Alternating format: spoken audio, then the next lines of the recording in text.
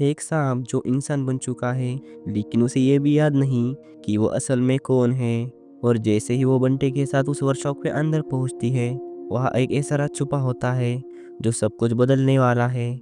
जैसे ही बंटी और white snake उस वर्कशॉप के अंदर पहुंच जाते हैं, उन्हें वहाँ कुछ अजीब चीजें दिखाई देने लगती है। उस वर्कशॉप की ओनर एक लड़की होती है जो आधी उल्प और आधी इंसान होती है। वो उन दोनों को अंदर ले जाती है और जादुई चीजें दिखाती है। फिर वो हेयरपिन के बारे में बताती है कि ये हेयरपिन किसी और लड़की का है। ये दूसरों की ऊर्जा खींचकर उसके मालिक के शरीर के अंदर भर देती है। और वो कहती है कि इस हेयरपिन जैसी दूसरी और कोई चीज नहीं है। बंटी उससे पूछता है कि इस हेयरपिन का असली मालिक कौन है। ये सुनकर वो लड़की उन्हें एक लकड़ी का पत्ता देती है और वो कहती है कि वही उन्हें जवाब देगा। बंटी और व्हाइट स्नेक वो पत्ता लेकर वापस लौटने लगते हैं। रास्ते में उनके सामने ग्रीन स्नेक आती है और वो बंटी पर हमला कर देती है। इसी दौरान व्हाइट स्नेक को अपनी सारी यादें वापस आने लगती है। ग्रीन स्नेक उसे बताती है कि तुमने ही इस हेयरपिन को सेनापति को मारने का आदेश दिया था। व्हाइट स्नेक पूछती है लेकिन वो सांपों को क्यों मारना चाहता है। ग्रीन स्नेक जवाब देती है वो हमारी शक्ति को अपने अंदर खींचकर अपनी ताकत बढ़ाना चाहता है। व्हाइट स्नेक कहती है जब मेरी याददाश्त चली गई थी तब बंटी ने मुझे बचाया था, लेकिन बंटी स्नेक हंटर होने की वजह से ग्रीन स्नेक उसे नफरत करती है और उस पर जोरदार हमला कर देती है। वो उसे जान से मारने की कोशिश करती है। ग्रीन स्नेक के हमले के कारण बंटी और व्हाइट स्नेक एक अजीब गुफा में पहुंच जाते हैं। वो गुफा असल में एक जाल होती है। वहां पर एक पत्थर का डीमन व्हाइट स्नेक को पकड़ लेता है और उसे मारने की कोशिश करता है, लेकिन बंटी अपनी जान जोखिम में डालकर व्हाइट स्नेक को बचा लेता है और एक दरवाजे से होते हुए बाहर निकल जाता है। बाहर आते ही व्हाइट स्नेक वहां पर लिखा हुआ मंत्र पढ़ती है, जिससे उसका अतीत उसे याद आने लगता है। बंटी उससे कहता है चाहे कुछ भी हो जाए मैं तुम्हारा साथ नहीं छोड़ूंगा। अब दोनों एक दूसरे के करीब आते हैं और मिलकर वहां से बाहर निकल जाते हैं। बाहर ग्रीन स्नेक उनका इंतजार कर रही होती है। उसने भोलू को पकड़ रखा होता है। व्हाइट स्नेक ग्रीन स्नेक के पास जाते हुए कहती है दुनिया बहुत बेरहम है, तुम इंसान हो और मैं एक दानव हूँ, हम एक साथ नहीं रह सकते। ये सुनकर बंटी कहता है मैं कोई रास्ता ढूंढूंगा, तुम मेरा इंतजार करना। इतना कहकर बंटी वहां से चला जाता है। ग्रीन स्नेक व्हाइट स्नेक से कहती है वो वापस नहीं आएगा, हमें यहाँ से जाना होगा। लेकिन व्हाइट स्नेक को उस पर पूरा विश्वास होता है कि बंटी वापस आएगा। तभी ग्रीन स्नेक का शरीर धीरे धीरे लावा में बदलने लगता है। ये देखकर व्हाइट स्नेक घबरा जाती है और पूछती है कि ये क्या हो रहा है। ग्रीन स्नेक जवाब देती है ये मेरी अग्नि परीक्षा है। मैंने गुरु माँ से वादा किया था कि तुम्हें 3 दिनों में वापस लाऊंगी। मेरे पास बहुत कम समय है। दूसरी ओर बंटी उस वर्कशॉप में पहुंचता है और उस लड़की से कहता है अगर मुझे व्हाइट स्नेक के साथ रहना है तो मुझे क्या करना होगा। वो लड़की कहती है तुम्हें भी एक धीमा बनना होगा, तभी तुम उसके साथ रह पाओगे। ये सुनकर बंटी बिना डरे मान जाता है। वो लड़की बंटी को जंजीरों से बांध देती है और एक विधि करके उसे डीमन में बदल देती है।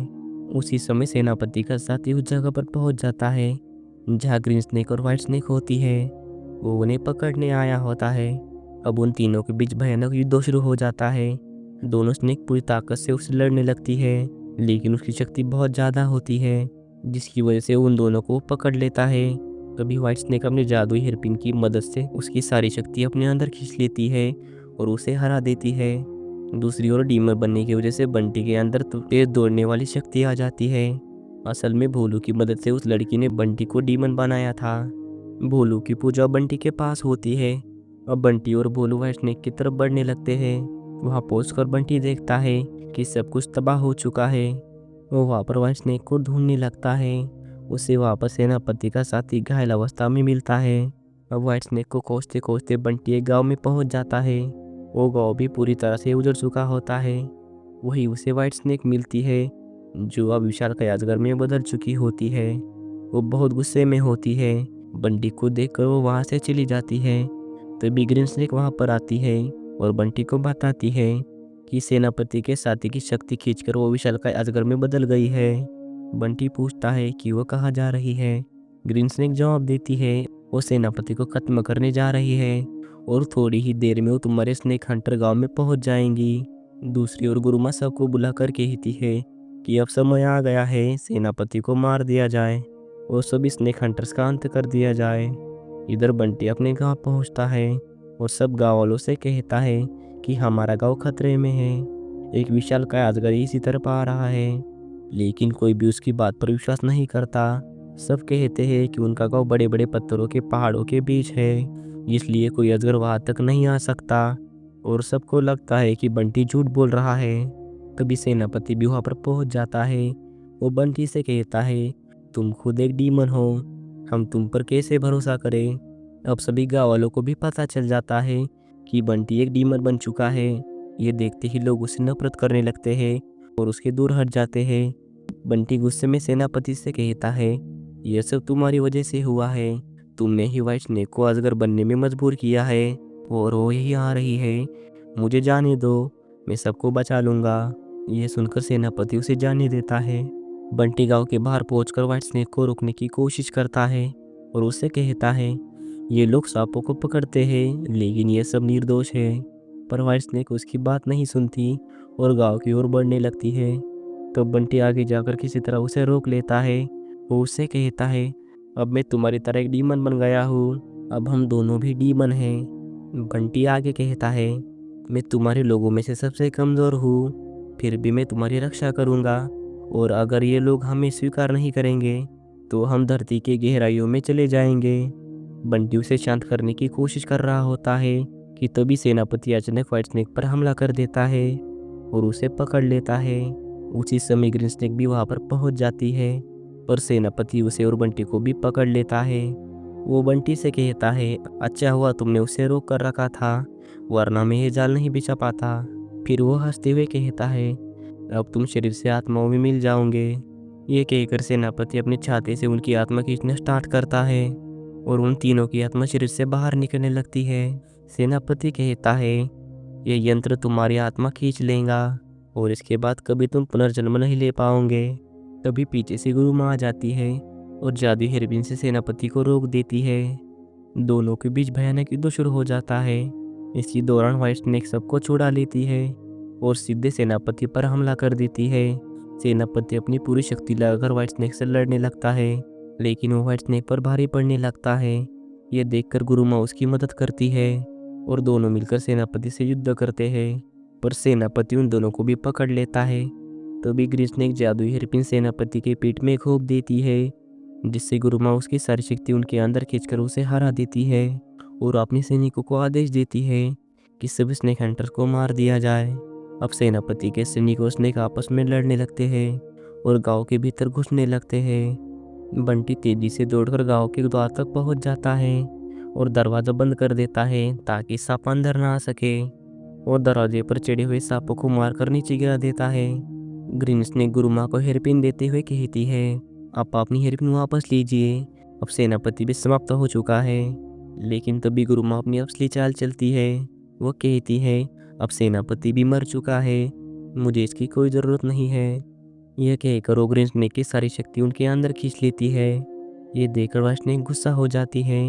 अब गुरु माँ सभी सांपों की शक्ति उनके अंदर खींच लेती है और एक विशालकाय काले पैंथर में बदल जाती है। सेनापति व सर स्नेक की शक्ति की वजह से गुरु माँ अत्यंत शक्तिशाली हो जाती है। वो व्हाइट स्नेक को जकड़ लेती है और उसकी शक्ति उनके अंदर खींचकर उसे मारने की कोशिश करती है। तभी बंटी सेनापति का जादुई छाता चला देता है, जिससे वो छाता गुरु माँ की शक्ति खींचने लगता है। बंटी व्हाइट स्नेक को उनके सामने से हटा देता है। अब गुरु माँ बर्फ में बदलने लगती है।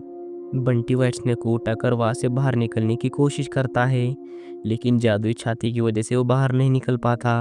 वहां पर एक बड़ा कवच बन जाता है। अब व्हाइट स्नेक भी कमजोर हो चुकी होती है। बंटी उसे लेकर एक बड़े पत्थर पर बैठ जाता है। अब धीरे धीरे सभी सांपों की आत्मा नष्ट होने लगती है। व्हाइट स्नेक बंटी से कहती है, अगर हम यहाँ पर रहें तो हमारे साथ भी ऐसा ही होगा। यह सुनकर बंटी कहता है, चिंता मत करो, गाँव वाले हमें बचाने जरूर आएंगे, हमें उनका इंतजार करना होगा। दूसरी ओर दादी सबको कहती है, हमें बंटी की मदद करनी चाहिए, लेकिन लोग कहते हैं वो एक डीमन है, अगर हमने उसकी मदद की तो हम सब मर जाएंगे। तभी भोलू सबके सामने बोलता है, अगर बंटी ने हमारी मदद ना की होती तो हम सब मर चुके होते। उसने हमें बचाने के लिए उसकी जान खतरे में डाली थी, हमें उसे बचाना ही होगा। भोलू को बोलते देखकर सब हैरान हो जाते हैं। फिर सब मिलकर जादुई छाते को बंद करने की कोशिश करते हैं। इधर अंदर बंटी बर्फ में बदल जाता है और उड़कर उस छेद की ओर जाने लगता है जो आत्माओं को नष्ट कर रहा था। व्हाइट स्नेक उसे पकड़कर रोकने की कोशिश करती है। यह सीन बहुत इमोशनल हो जाता है। व्हाइट स्नेक को बंटी की सारी पुरानी यादें याद आने लगती है और वो रोने लगती है। तभी बंटी की आत्मा उस गड्ढे की ओर जाने लगती है, लेकिन व्हाइट स्नेक जादुई हेयरपिन से उसकी आत्मा को खींच लेती है, जिससे उसकी आत्मा नष्ट होने से बच जाती है। बाहर सभी मिलकर जादुई छाते को गिरा देते हैं और सब कुछ ठीक हो जाता है। तभी बंटी को ढूंढते हुए भोलू अंदर आता है, लेकिन बंटी का शरीर अब खत्म हो चुका था। फिर सीन चेंज होता है। व्हाइट स्नेक बंटी की आत्मा को मुक्त कर देती है, जिससे बंटी दूसरी ओर पुनर्जन्म ले लेता है। ग्रीन स्नेक कहती है, अगर तुम उसे ढूंढ भी लोगी तो वो तुम्हें पहचान नहीं पाएगा। लेकिन व्हाइट स्नेक कहती है, पर मैं उसे पहचानती हूँ, मैं उसे ढूंढ कर ही रहूँगी। आखिरकार उसे बंटी मिल ही जाता है और वो हेयरपिन की मदद से उससे बात करने लगती है और यहीं पर यह मूवी ख़त्म हो जाती है। और वीडियो पसंद आए तो चैनल को सब्सक्राइब जरूर करना।